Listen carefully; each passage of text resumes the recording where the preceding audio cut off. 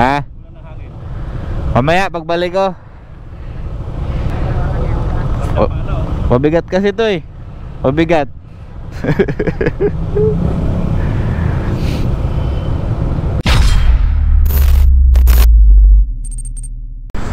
Malambot daw gulong ko, sabi ng isang rider kanina. Check natin. Hanap muna tayo ng pwedeng pagparkingan natin na maluwag-luwag. Dito kaya pwede? Pwede siguro dito. Ang ina natin. Check natin yung gulong natin. Sabi ng isang rider kanina, malambot daw. Oo nga, malambot nga oh. Teka, kunin natin yung ano natin dito. Nung nag-camping kami, nandito pa yung mga gamit natin. Baso, tawag ito, butane. Nandito pa yung butane natin. Nandito yung panghangin natin, yung binili natin sa Shopee. Ito, kunin natin to. Gumagana pa kaya to?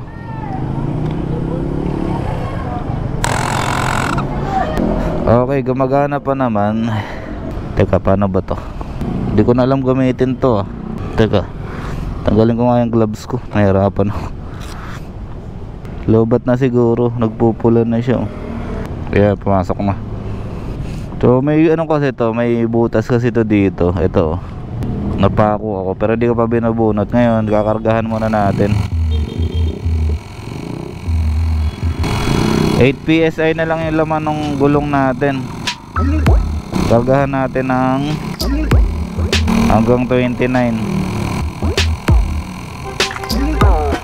Kung gaano tatagal yung battery niya. Kailangan ko na rin palang i-charge to.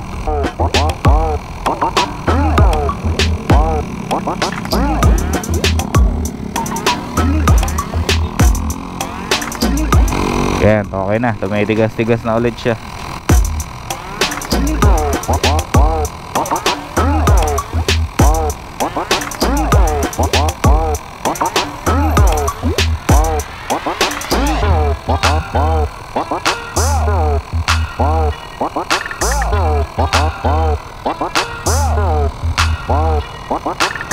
Hindi ko alam kung accurate yung gauge na ito kasi matigas na yung ano, gulong ko. Nasa 21 PSI pa lang. Yung capacity, ang capacity nito nasa 29 yata or 32.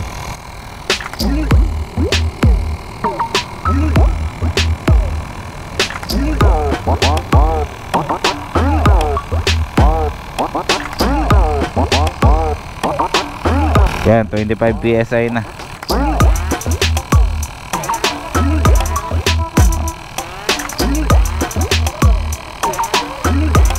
Siguro mga 30 PSI pinakarga natin kasi lagi naman tayo may angkas.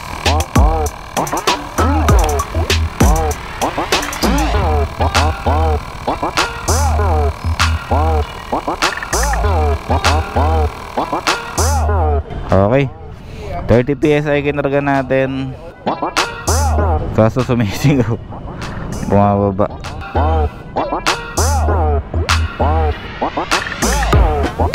Okay. So ito yung inflator na nabili ko sa Shopee din. Shopee Budol din to. Meron tong mga modes. Ayan, pang bike, motor, kotse, bola, ayan. Tapos pwede nating iset or bago-baguhin yung setting niya kung ilang PSI yung ikakarga natin sa gulong natin or kahit saang ano, kahit saang item. Ayan. Tapos ano pa ba? Ito may flashlight din to.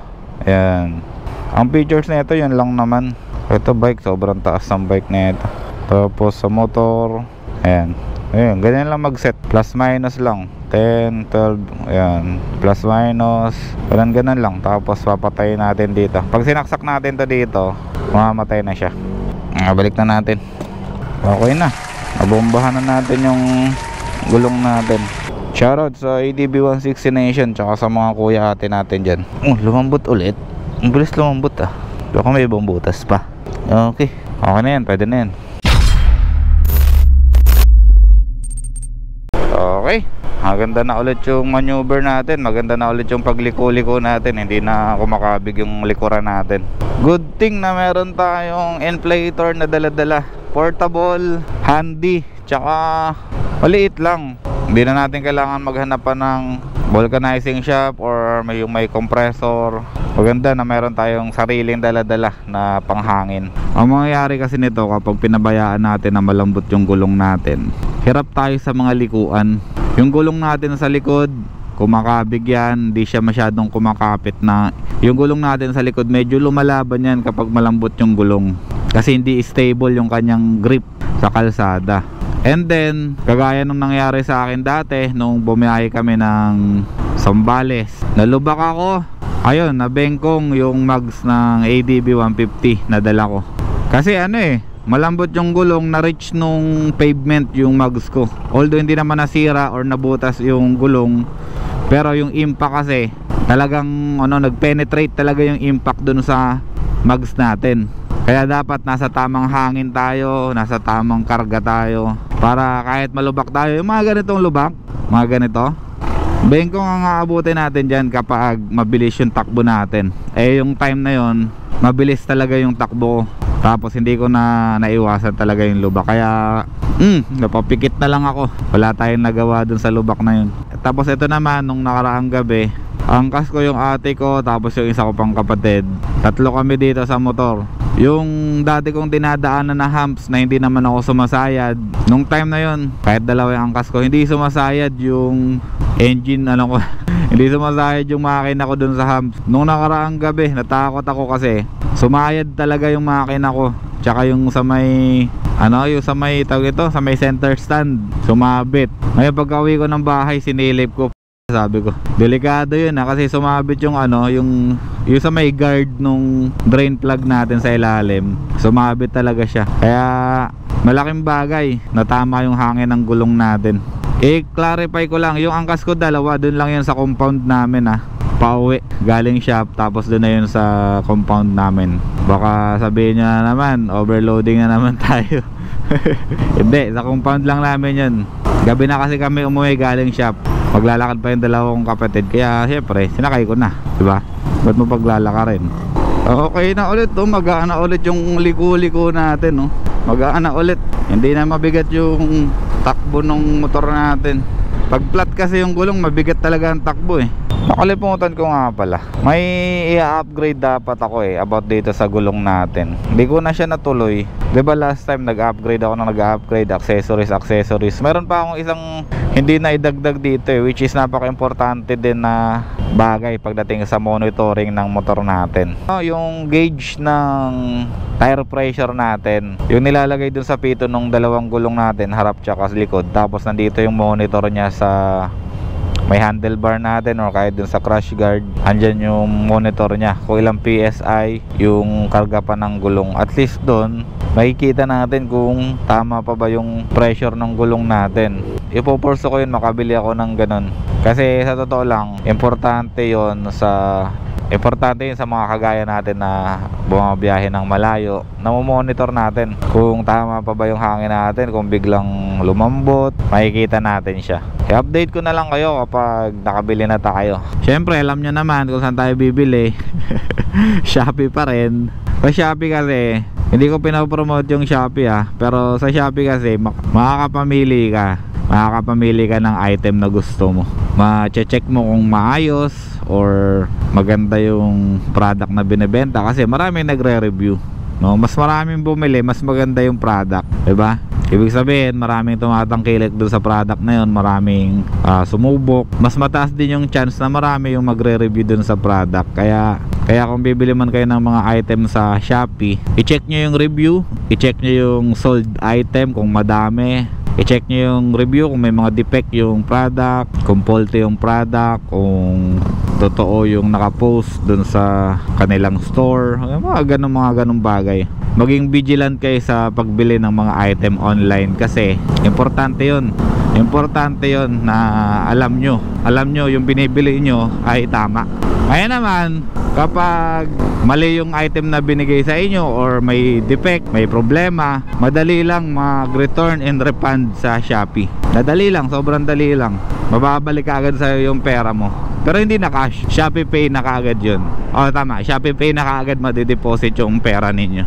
Kaya mas convenient sa Shopee mag-return and refund. Mabilis na lang ngayon.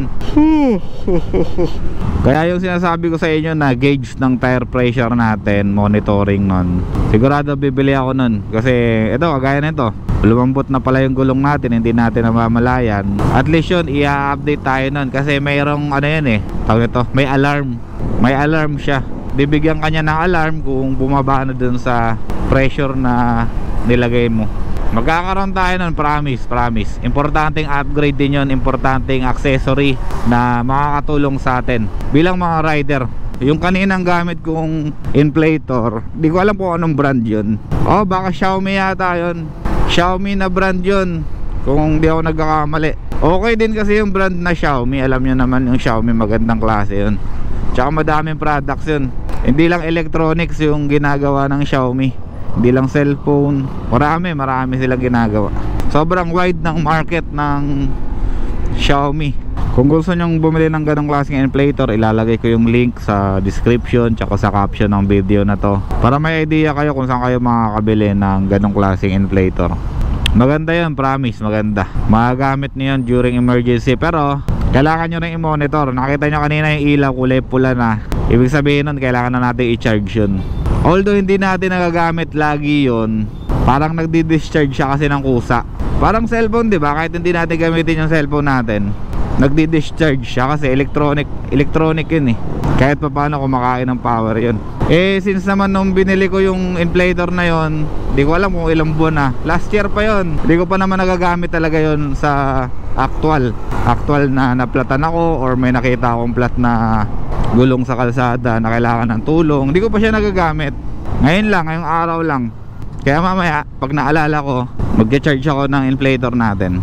Lahat ng mga kailangan natin, aayusin na natin, na i-ready na natin kasi babiyahe tayo ng Bicol. Kailangan naka-prepare lahat ng ano natin, mga gamit natin. Siya nga pala, malapit na tayo magbukas dun sa unang branch natin ng ating motorcycle shop. Abang-abang lang, magkikita-kita tayo dun sa bagong shop natin. Malapit lang. Around the area lang, walking distance lang dun sa pinaka main natin. Excited na rin ako magbukas dun para medyo maluwag-luwag na tayo. Dito sa Plado malapit na rin matapos tong ano na to. Malapit na rin matapos tong kalsada na to. Kaya mo, sobrang lawak na oh.